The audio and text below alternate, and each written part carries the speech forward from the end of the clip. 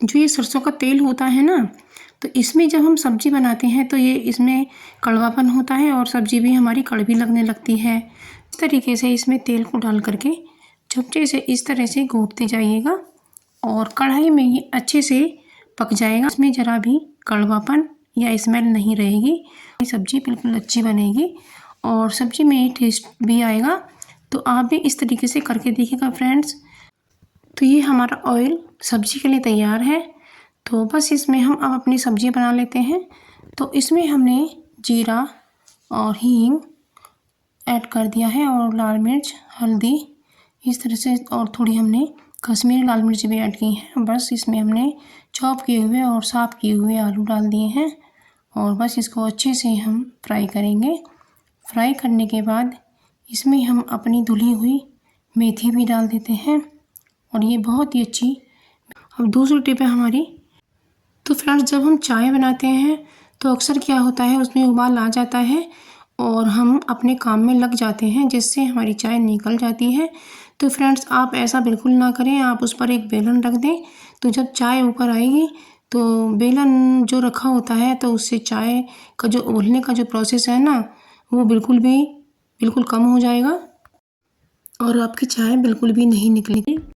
तो अब अगली ट्रिक आती है दूध से संबंधित। तो ये दूध जो है ना, जब हम उबालते हैं, किसी छोटे बर्तन में उबालते हैं या फिर बड़े बर्तन में उबालते हैं, तो दूध के गिरने की समस्या बनी रहती है। दूध उबल कर आता है ना, तो वो बाहर गिरकर बहुत नुकसान हो जाता है। और ये होता इसलिए है, या तो हमारी निगाह हट जाती है या फिर हम किसी काम में लग जाते हैं।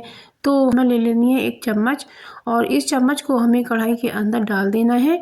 तो फ्रेंड्स, मैं इसके अंदर इस तरह से डाल देती हूँ और इसे हमें इसके अंदर डिप कर देना है, जिससे कि हमारा जो दूध है ना, वो उबलकर बाहर ना आए। तो जब इसको हम अंदर डाल देते हैं तो जो उबलने का प्रोसेस है ना, तो वो थोड़ा कम हो जाता है, तो वो उबल कर नहीं आता है और ना ही वो गिरता है।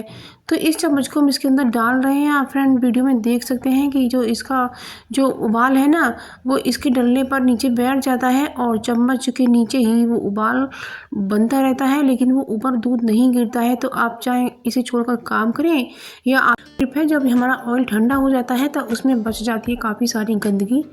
जो हम खाना बनाते हैं उसी के कुछ टुकड़े इसमें रह जाते हैं और वो जल भी जाते हैं और कुछ बिना जले भी रह जाते हैं। तो क्या होता है फ्रेंड्स, जब हम ऑयल को ऐसे ही भर के रख देते हैं तो उसमें स्मेल हो जाती है और ये जो हमारी चलनियाँ टूट जाती है ना चाय, तो इन चलनियों को बिल्कुल भी ना फेंकें और इनका इस्तेमाल इस तरह से आप कर सकती हैं। आप अपने ऑयल को छान कर रख सकती हैं।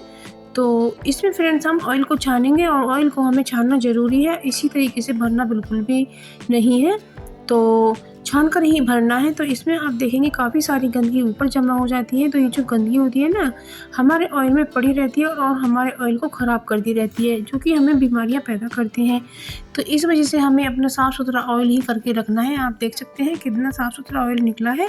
आप इसमें सब्जी छौंकें या फिर पराठे बनाएं तो इसमें बिल्कुल भी ना ही स्मेल आएगी और ना ही गंदगी आपके पराठे पर लगेगी और ना ही सब्जी में जाएगी। तो है ना कितनी